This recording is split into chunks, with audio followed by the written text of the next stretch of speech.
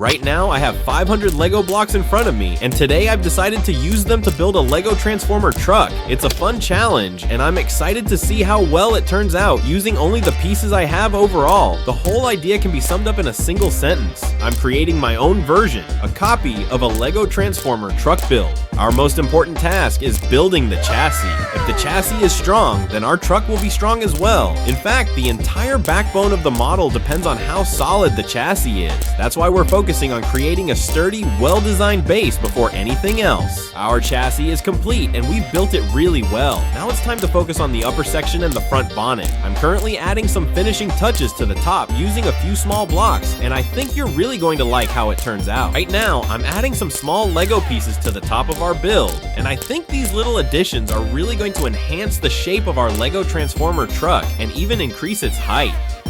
Once that's done, we'll move on to creating a solid, well-built upper body. If you haven't subscribed to our channel yet, make sure to hit the subscribe button. And if you want to watch more videos like this, you'll find a link in the description where you can check out all the Lego videos on our channel. Now, don't leave the video halfway, because once our Lego Transformer truck is fully built, it's going to be the most unique and impressive Lego Transformer truck we've ever made.